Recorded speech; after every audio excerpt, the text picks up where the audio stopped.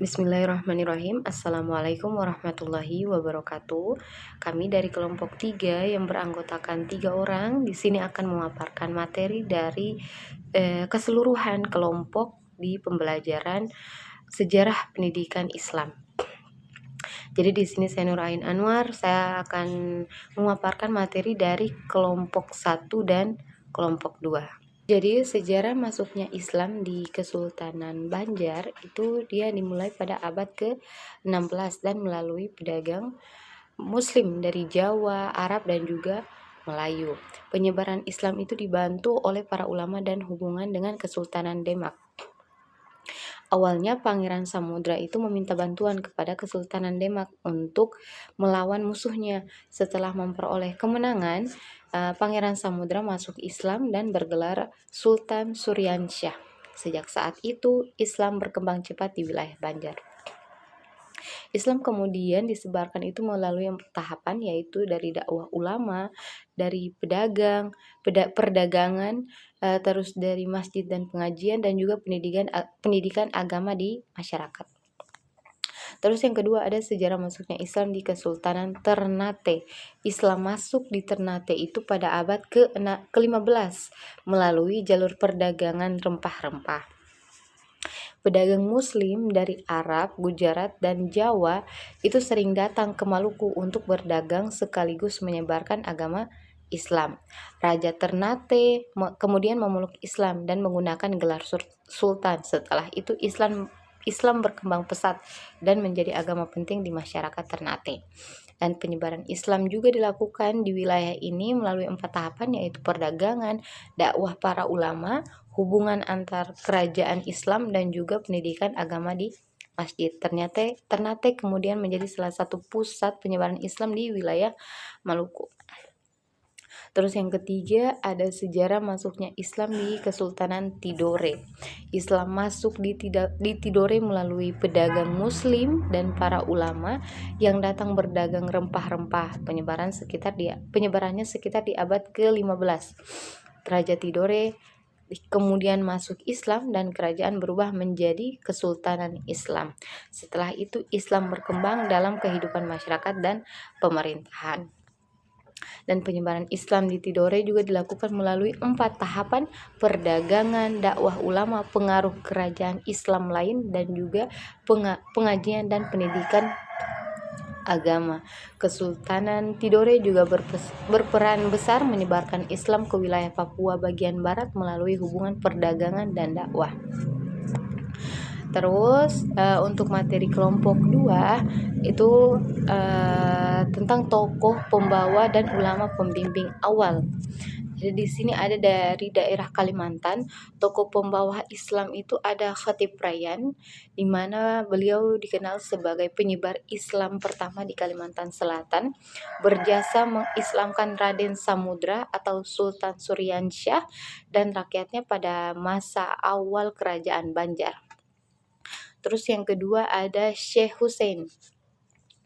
Jadi Syekh Hussein ini membawa Islam di kerajaan Tanjung Pura sekitar tahun 1550-an. Anaknya Syarif Hasan kemudian diangkat raja dan diberi gelar Sultan Aliuddin sebagai pemimpin Islam setempat. Terus yang ketiga ada Sultan Syarif Abdurrahman Al-Qadri, keturunan Arab yang mendirikan Kesultanan Pontianak pada tahun 1771 dan membawa tradisi pendidikan Islam di Kalimantan Barat. Adapun ulama pembimbing awalnya di sini ada Syekh Muhammad Arsyad Al-Banjari yang melakukan pengajian dan menyebar murid-muridnya ke daerah-daerah pedalaman Kalimantan Selatan. Di samping itu menulis buku-buku agama yang tersebar di Nusantara, bahkan di beberapa negara Asia Tenggara.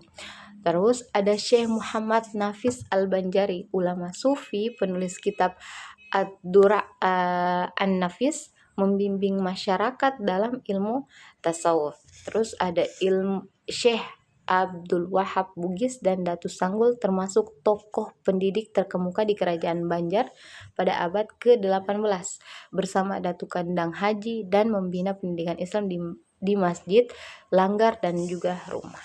Baik, saya akan melanjutkan. Di sini kita masuk ke wilayah Maluku, di mana tokoh pembawa Islamnya itu ada Datuk Maulana Hussein, pedagang sekaligus mubalik asal Jawa yang menjadi tokoh utama pembawa Islam ke Maluku, termasuk ke Kerajaan Bacan. Terus yang kedua ada Sultan Muhammad Al-Bakir, di mana menjadi peletak dasar kesatuan 4 kerajaan Maluku, yaitu Ternate, Tidore, Bacan, dan Jailolo, yang kemudian bersama-sama menyebarkan Islam ke seluruh kawasan timur Nusantara. Terus untuk ulama pembimbing awalnya itu ada Sunan Giri. Sunan Giri ini ulama wali dari Jawa yang menjadi pembimbing langsung raja-raja Maluku. Dari sinilah muncul 4 kerajaan Islam di Maluku yang mengadopsi ajaran Islam secara formal. Terus yang ketiga ada Syekh Mansur, mubalik yang membimbing dan mengislamkan Sultan Tidore pertama. Terus Ciralili Lijitu yang kemudian bergelar Sultan Jamaluddin. Terus ada yang terakhir Zainal Abidin, yaitu Raja Ternate. Setelah belajar dari Sunan Giri, ia mentransformasikan Islam ke dalam kelembagaan kerajaan, mengubah gelar Kolano menjadi sultan dan memadukan adat dengan institusi Islam menjadi teladan dan pembinaan awal. Terus yang terakhir ada wilayah Papua, di mana tokoh pembawa Islamnya ini ada Abdul Ghaffar dari Aceh, mubalik asal Aceh yang mendarat di Fakfak pada tahun 1360 dan berdakwah selama 14 tahun di Rumbati dan sekitarnya. Wafat dan dimakamkan di pekarangan Masjid Kampung Rumbati pada tahun 1374. Terus yang kedua ada Sultan Ibnu Mansur, Sultan Tidore yang ke-9, memimpin ekspedisi ke Papua pada tahun 1443 bersama Sangaji Patani Sahmar dan menjangkau wilayah Raja Ampat dan motor ulama Islamisasi Papua bagian barat. Terus yang menjadi ulama pembimbing awalnya yaitu Syarif Mu'az Al-Qatan, Syekh Jubah Biru, seorang sufi dari Yaman yang menyebarkan dan membimbing Islam di Patimunin di Fakfak pada pertengahan abad ke-16. Terus para pedagang-pedagang Bugis ada Jainuddin dan Salahuddin, dua pedagang sekaligus mubalik dari Banda yang melakukan proses Islamisasi melalui jalur Banda, Fakfak, Seram Timur pada pertengahan abad ke-16. Mungkin untuk materi dari kelompok 3, kelompok 4, dan kelompok 5 akan dipaparkan oleh rekan sekelompok saya. Sekian dan terima kasih. Wassalamualaikum warahmatullahi wabarakatuh. Baik, perkenalkan, nama saya Alifa Andini dengan NIM 243122024.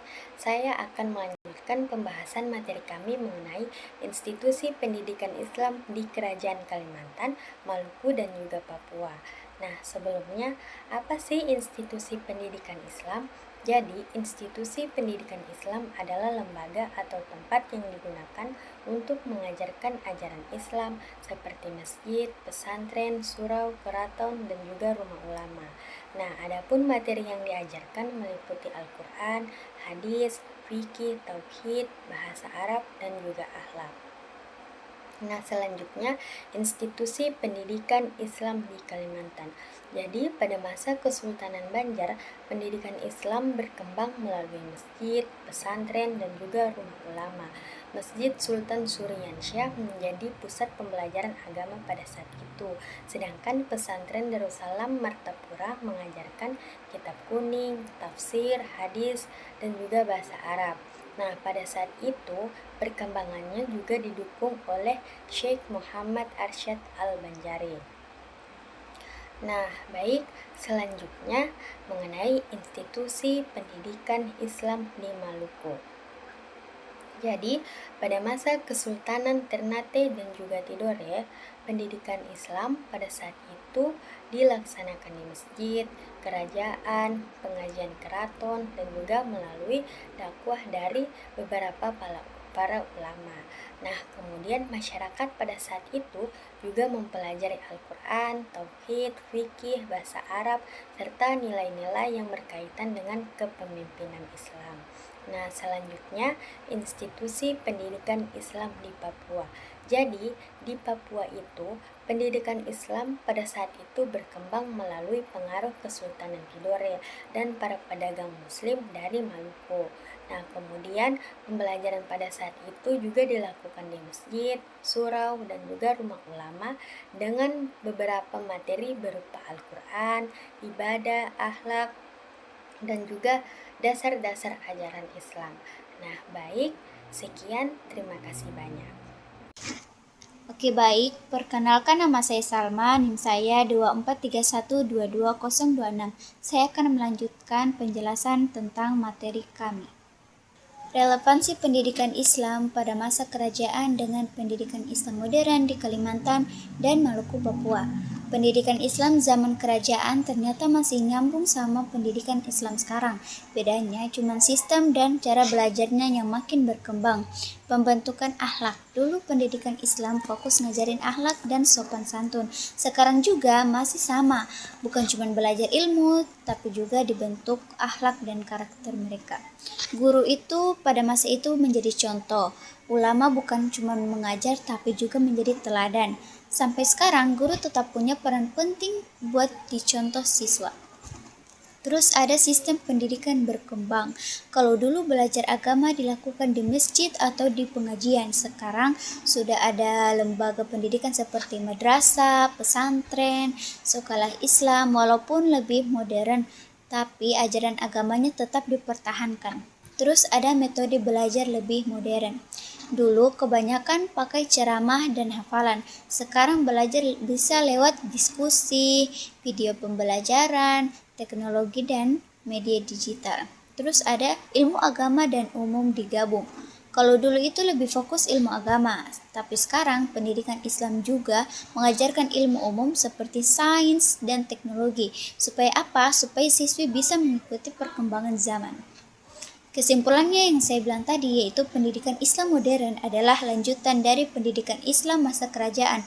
Walaupun cara belajarnya berubah dan makin modern, nilai utamanya tetap sama yaitu akhlak, ilmu agama, dan keteladanan. Terus ada institusi pendidikan Islam di Kerajaan Kalimantan, Maluku, dan Papua.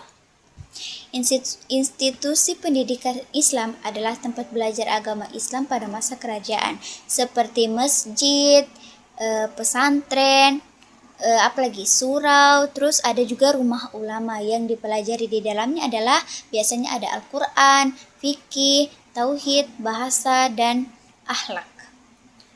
Terus ada Kesultanan Banjar. Nah, di Kesultanan Banjar ini berada di Kalimantan. Pendidikan Islam berkembang lewat masjid, pesantren, dan ulama. Terus ada Masjid Sultan Surinsyah. Masjid ini jadi tempat masyarakat belajar mengaji, sholat, dan ilmu agama. Terus ada pesantren Darussalam Martapura. Jadi santri belajar kitab kuning, bahasa Arab, hadis, dan juga diajarkan disiplin serta akhlak. Syekh Muhammad Arsyad Al-Banjari, beliau adalah seorang ulama besar yang mengajarkan Islam dan menulis kitab Sabilal Muhtadin. Terus di Maluku ada Kesultanan Ternate dan Tidore. Jadi pendidikan Islam itu berkembang lewat masjid kerajaan dan dakwah para ulama. Di situ ada Masjid Sultan Ternate digunakan untuk belajar Al-Quran, bahasa Arab, dan ilmu agama. Terus ada pengajian Keraton Tidore. Keluarga kerajaan itu belajar agama dan cara memimpin dengan baik sesuai ajaran Islam. Ada juga dakwah ulama keliling karena banyak pulau ulama itu berpindah-pindah untuk mengajarkan Islam ke masyarakat. Terus di Papua itu dipengaruhi Kesultanan Tidore. Jadi Islam masuk ke Papua lewat Tidore dan pedagang muslim. Di situ ada Masjid Tua Patimburak. Jadi di masjid itu menjadi tempat masyarakat belajar mengaji dan doa-doa harian. Terus ada juga surau dan rumah mengaji. Jadi di situ anak-anak belajar Iqra, salat dan akhlak di rumah toko atau surau. Terus ada dakwah mubalik. Para mubalik itu menyebarkan Islam sambil berdagang dan bergaul dengan masyarakat. Jadi kesimpulannya apa? Walaupun daerahnya berbeda, pendidikan Islam di Kalimantan, Maluku dan Papua, mereka itu punya tujuan yang sama, yaitu menyebarkan ajaran Islam dan membentuk akhlak yang baik. Sekian dari saya. Wassalamualaikum.